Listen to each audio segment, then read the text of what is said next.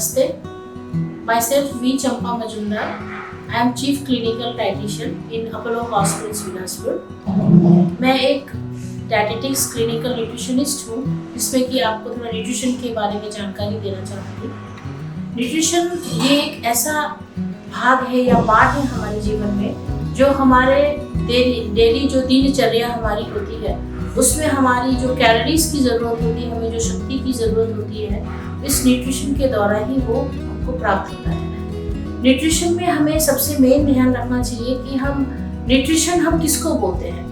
Nutrition जो हमारा भारतीय भोजन है, जैसे कि दाल, चावल, रोटी, सब्जी, आपका फल है, दूध से बनी चीज़ें हैं, ये सारी चीज़ें जो है कुछ ना कुछ न्यूट्रिशन हमको सपोर्ट करती है। कोई कैलोरीज दे रहा है, कार्बोहाइड्रेट, कोई प्रोटीन देता है, कुछ मिनरल्स जो विटामिन्स हैं, खनिज लवण हैं, ये सारी चीज़ें इन द्वारा आती है। और एक चीज़ आपको बहुत अच्छे से समझना है, वो ये है कि कोई भी बीमारी हो, अगर आदमी स्वस्थ है तो बहुत अच्छी बात है, और उसे बैलेंस फूड देते रहना चाहिए स्वस्थता बनाए रखने के लिए।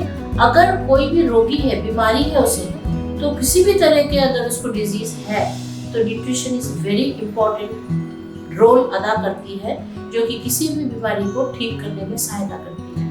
हम हमेशा ध्यान देते हैं कि हमारी तबीयत खराब हुई, हमें क्या दवाई लेना, क्या करना है। दवाई आपको लेनी है जब आप भोजन को ठीक से सुचारू रूप से ना चला रहे हो, और उसके द्वारा आपको किसी चीज़ की कमी हो गई हो, या कोई चीज़ आपका एक्सेस हो गया है डाइट में, तभी जाके आपकी बीमारी आती है। तो उसको हमको हमेशा ध्यान रखना चाहिए कि हमारी बीमारी ना हो, और हमको बैलेंस डाइट के लिए जो हमारे भारतीय भोजन है, जो कि मैं फिर से रिपीट कर रही हूँ, दाल, चावल, रोटी, सब्जी, सलाद, दूध से बनी चीज़ें, फल, ये सारी चीज़ें प्रतिदिन अगर आप लेते रहेंगे तो आपके हर न्यूट्रिएंट्स कंप्लीट होते रहेंगे। जैसे कि अगले महीने 4 तारीख को कैंसर डे है, जिसमें कि कैंसर रोगियों के बारे में हम जानकारी देते हैं, उन्हें हम ज़्यादा ध्यान रखने की कोशिश करते हैं कि वो ज़्यादा से ज़्यादा जल्दी ठीक हो सके।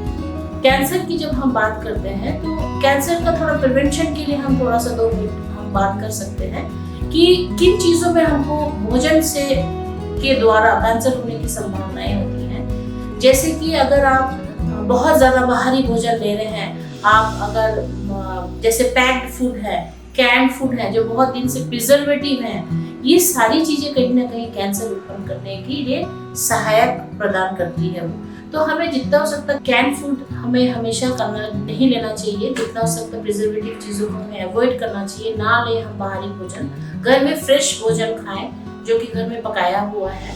और साथ ही साथ जो डीप फ्राई है, जैसे कि हम बाहर समोसा, किसी भी तरीके का पकौड़े, ये सारी चीज़ें जो हम फ्राइज वगैरह जो लेते हैं, जो हम पोटैटो, ये सारी चीज़ें जो डीप फ्राइड है, जो रिपीटेडली फ्राई होती है और डीप फ्राई होती है, जिससे कि हमें ऐसी टॉक्सिक चीज़ें पैदा होती है जो कि हमारे को कैंसर पैदा करने में सहायक होती है। इसीलिए जो भी बाहरी जो डीप फ्राई फूड्स हैं, उसको जितना हो सकता है अवॉइड करना चाहिए। अगर आपको कैंसर हो गया है, अगर आपका पता चला है कि आपको किसी भी तरह की कैंसर है, तो हमें क्या करना चाहिए। कैंसर के हमें हमेशा पेशेंट को ध्यान रखना चाहिए कि अगर उनका डायग्नोसिस में कैंसर हुआ, तो हमें भोजन में विशेष ध्यान रखना है। दवाई तो आपको लेनी ही है, साथ में अगर आप अपने भोजन को ध्यान नहीं रखेंगे, क्योंकि जब कैंसर रोगी होता है, जब दवाइयाँ लेते हैं, उसकी खाने की इच्छा खत्म हो जाती है, वो खाना नहीं चाहता, वो रिफ्यूज करता है। बट उसके अगेंस्ट में आपको चलना है कि अगर मुझे इच्छा नहीं हो रही है तो मुझे खाना, क्योंकि दवाइयाँ भी आपको इच्छा नहीं होती है, वैसे ही आपको फूड भी इच्छा नहीं होगा। लेकिन हमेशा आपको ध्यान रखना है कि अगर आपका कैंसर डायग्नोसिस हुआ है किसी भी भाग में, आपको हाई प्रोटीन, हाई कैलोरीज और साथ ही साथ एक्स्ट्रा लिक्विड डाइट जरूर से लेना है प्रतिदिन। अब हम बात करेंगे कि हाई प्रोटीन डाइट क्या होता है। हाई प्रोटीन जो है, जिसमें ज्यादा से ज्यादा प्रोटीन की मात्रा होती है, वैसे भोजन हमें ज्यादा लेनी है हर दिन प्रतिदिन। उसमें हमको कैलोरीज भी ध्यान रखनी है कि हम एक्स्ट्रा कैलोरीज कार्बोहाइड्रेट ले, सो दैट हमारे शरीर में जो कैंसर की वजह से जो कोशिकाएं नष्ट हो रही है, डिस्ट्रॉय हो रही है, वो बनने के लिए फिर सहायक प्रोटीन करते रहता है। तो प्रोटीन के लिए डाइट जो है, उसमें हमको मेनली जो ध्यान रखना है वो है जैसे कि अगर आप वेजिटेरियन हैं तो दाल से बने भोजन किसी भी प्रकार के, या फिर दूध से बने भोजन, राजमा, चना, सोयाबीन, ये सारी चीजें जो है बहुत ज्यादा मात्रा में प्रोटीन देती हैं। तो आपको अगर कैंसर है तो आप खाने में कम से कम 3 से 4 कटोरी दाल, सोयाबीन या पनीर की सब्जी रखिए अपने भोजन में प्रतिदिन, या फिर राजमा, चना रखिए, और साथ ही साथ आपको दूध से बनी चीज भी आपको भोजन में शामिल करना है, जो कि कैलोरीज, प्रोटीन दोनों देगा। छेना के रूप में आप सुबह ले सकते हैं दूध फाड़ के, या तो फिर 1 गिलास आप दूध लीजिए और सोने के पहले भी 1 गिलास दूध लीजिए। जिनको दही की हैबिट है वो दोपहर को दही ले सकते हैं 1 कटोरी। ये सारी चीजें जो है प्रोटीन से संबंधित है। इसके बाद हम आते हैं एक्स्ट्रा लिक्विड की बात करते हैं। तो जो तरल पदार्थ है, आप दाल वाटर लीजिए, सूप लीजिए, बटर मिल्क लीजिए, इस तरीके की चीजें आप ज्यादा से ज्यादा भोजन में रोज प्रतिदिन लीजिए। प्लस साथ ही साथ 3 से 4 लीटर पानी जो हम पीने का उपयोग करते हैं, वो पानी 3 से 4 लीटर आपको प्रतिदिन यूज करना चाहिए, सो दैट आपका जो एक्स्ट्रा लिक्विड है हमारे बॉडी में, जो भी टॉक्सिक मतलब जो भी हानिकारक चीजें उत्पन्न होती हैं वो यूरिन के द्वारा एक्सक्रीट होती हैं। तो हम पानी लेंगे तो हमारी स्ट्रेस कम होगा, हमारे खाने की इच्छा रहेगी, गैस्ट्राइटिस कम होगा, और आपका एक एक्टिवनेस बना रहेगा, जिस वजह से आपको हाई प्रोटीन, हाई कैलोरी और एक्स्ट्रा लिक्विड डाइट की बहुत जरूरत होती है। और ये कैंसर पेशेंट को ये हमेशा ध्यान रखना है कि आपको इच्छा हो ना हो, लेकिन आपको दवाई जैसा आप लेते हैं वैसे डाइट को आपको एड ऑन करना है। अगर आपकी हाइट, वेट, BMI निकाल के आपको डाइट शीट बनाना है तो फिर आप बाकायदा किसी क्वालिफाइड जो कि एक्सपीरियंस डाइटिशियन है, जो कि कैंसर पेशेंट्स को हैंडल करती है, उनसे आपको अच्छे से डाइट शीट बना के उसको फॉलो करना चाहिए, सो दैट आप जल्दी रिकवर हो सके। और इसके साथ आपको ये भी ध्यान रखना है कि आपको खाने का जो समय है उसका बहुत खास ध्यान रखिए। मेजर जो हमारे मील होते हैं खाने के, वो है सुबह 8 बजे, दोपहर के 1 बजे आपका दोपहर का लंच, रात के 8 बजे डिनर। तो ये 3 मेजर मील आपका सही समय पे होना चाहिए। और बीच में जैसे चाय, बिस्किट, कभी फल, कभी इवनिंग को कोई स्नैक्स, पोहा, उपमा, दलिया या फिर चना, इस तरीके की चीजें शाम को भी ले सकते हैं।